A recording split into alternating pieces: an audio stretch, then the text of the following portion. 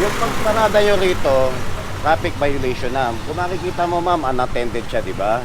O, kaya ngayon, binibigyan natin ng humanitarian na, kung mayroong magpapatikit yan, titikitan natin para may alis ito. Eh, hanggang ngayon, wala pa nag-abot na lisensya eh. Isang driver namin yung naglabas eh, lumabas ng sandali eh. Mga naka-obstruct dito ng mga sidecar, mga vendor type na mga pedicab. Kanina pa ito nakalis ang paninda niya, oh.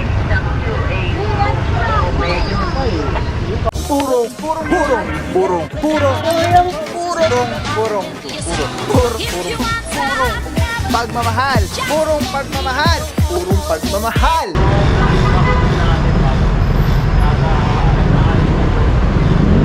What is up guys? Bago pa kami purong pagmamahal lungsod Quezon, natin puting Mayora, Mayor Joy Belmonte, Vice Mayor Gian Soto, tuloy-tuloy pagbabago, TTMD, Tigas si Paggaling, Sir Dexter Cardenas.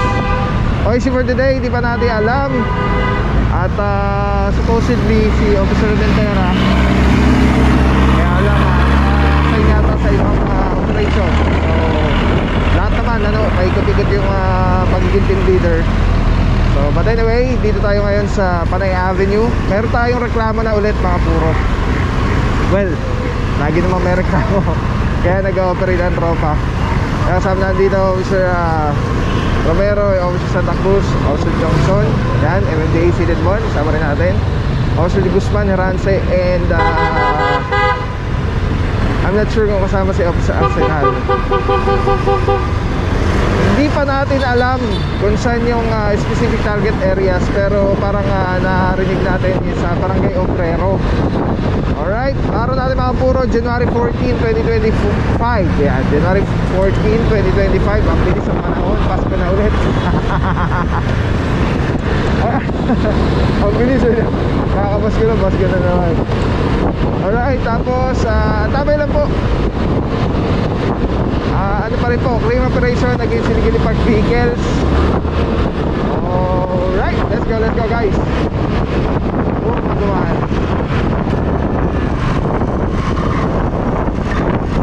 Ito po yung sa likod ng Camelot Hotel, kasama natin ng San Francisco. Diyan din kanina nasa likod. Ay, nasa likod si Officer Calebag, Alvario, Officer de Guzman.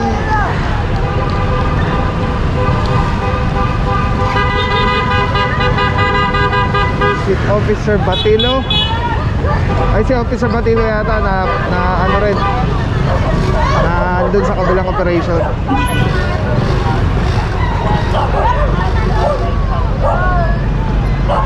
Sama rin natin mga puro Officer Tianyo.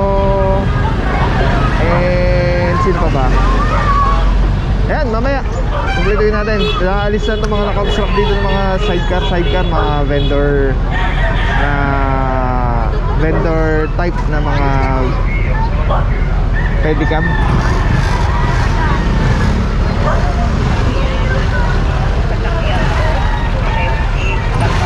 Yung ganyan kasi mga puro sakop na ng ano yun, dipos. Kaya wala tayong magawa kundi paalisin lang.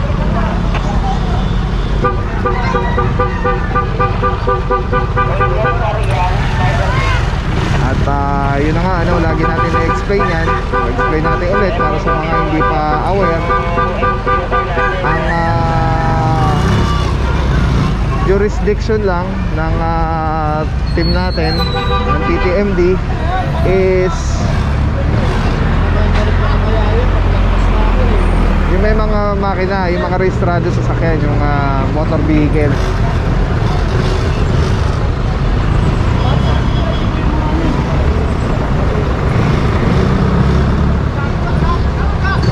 Maliban doon yan, kunyari mga ganyan, pedicab, lamesa, upuan, hindi na po sakupin ng tropa, pero pwede natin paalisin, palinis, lalo na kung may kasama tayong barangay. Ibang department po nakakasakop dyan yung DPOS.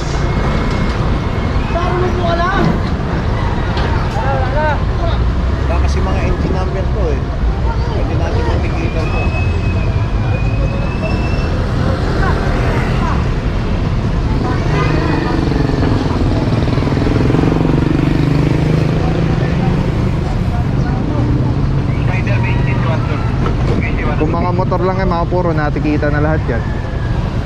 Ito mga hindi na nag-alisan dito sa kabila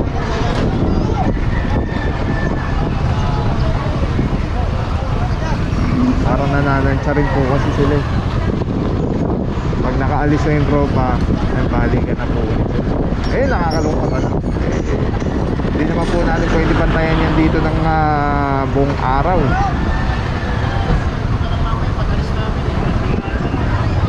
Sinita na ni Officer Francisco.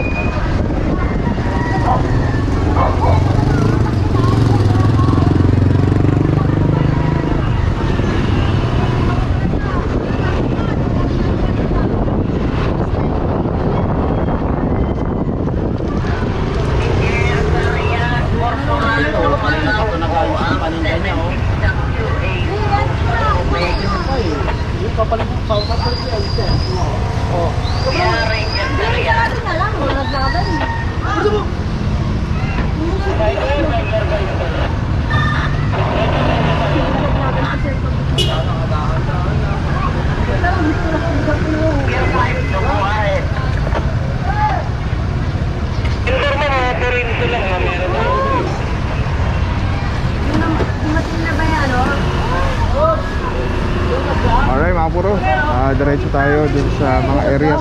Tama yan, dudurig ko yan o. Dudurig ko yan.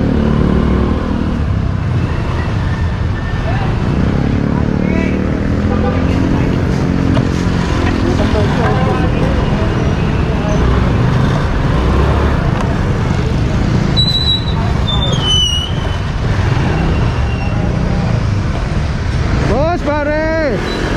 Officer Pantaleon, isama rin natin mga puro. Mga puro, sinabihan na yung mga mga vendors, mga tusok-tusok.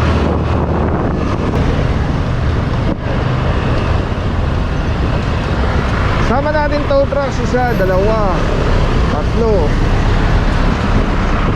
8, 9, 10, 7. Marami-rami ito, 7 scout areas. Coordination po muna.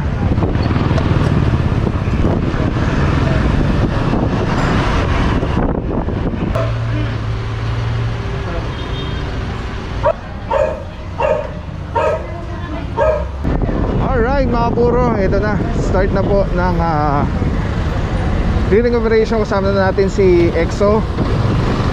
Well coordinated po yung ikakatak na clearing operation today. Sila po yung mag-guide sa atin kung saan yung mga ruta, kung saan yung mga nandun sa letter order, at kung mayroong ordinansa na one side parking.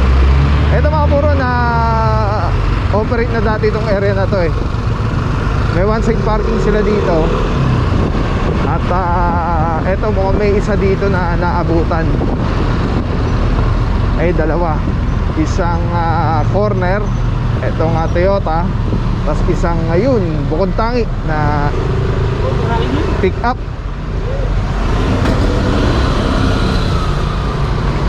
So mga puro, deployment na tayo. Meron po ditong dalawa.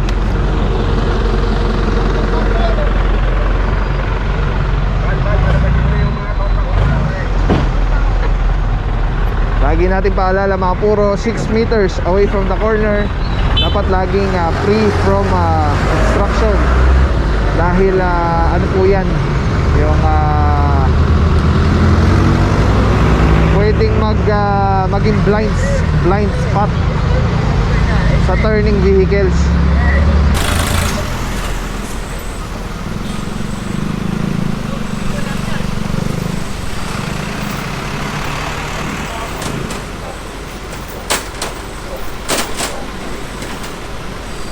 Alright mga puro, start tayo dito sa Father Martinez Street. Meron dito isang sedan na Toyota Vios. At meron dito isang pick up. So ito, inaorasan na po. Kasama nandito si Officer Romero, Boss Cody. Good morning, bossing. DTMB Saludo. Alright mga puro, orasan 5 minuto. And then after 5 minutes, subject po rin pa na po naman yan sa kanya. Yan, corner.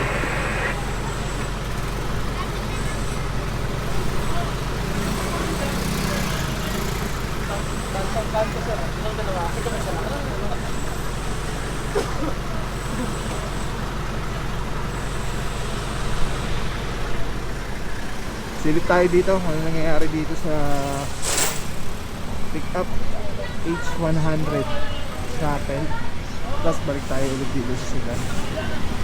Ito ang bukod pangit na nakapark dito sa side na to na bawal. Lahat ng nakapark sa tama, one side parking. Kaya kasama na dito si Officer Francisco and sa Ransa. Sana yung papatigil po. Sino po magpapatigil? Driver's license. Ba't hindi kasi Gilid mo muna yan. Mahal lang namin eh.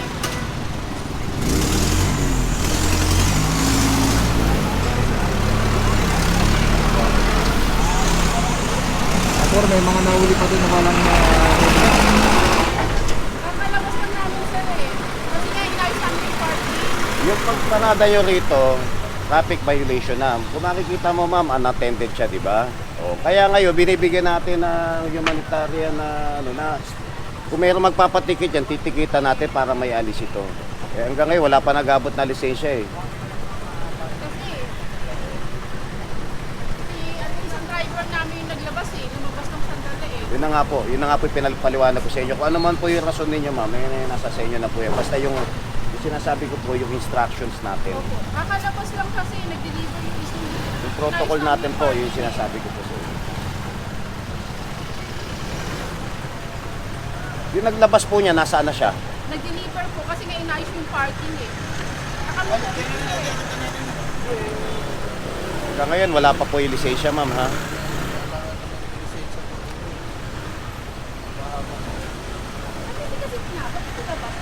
Alright mga bro, kasi nandito, andito yung, I think yung may-ari yata, ano? I don't know, kung dito sa company car, yun yata yung, siguro manager o... Tubusin po ito sa impounding area sa Marikina po. Hindi na pa. Kasi mag-usap lang po pakalabas ng eh. Kasi nga inayos po yung parking. Nilabas po yung sa... Nandun na ako ma'am, inayos. Pero iniwanan po niya, naka-illegally park na po ito rito. Kung inabutan natin yung driver, baka pwede pa po, napalisin natin.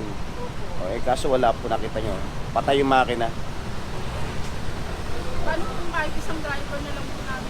Kanina pa nga po ako naghahanap na kung sino magmamaneho nito eh. Ilang minuto na yan. Kanina pa po. Pasok ko na sa kanila eh. Ilan din tao po na kinausap mo dyan, nakaharap po kanina. Kung sino man magmamaneho, may lisensya, titikitan na lang natin.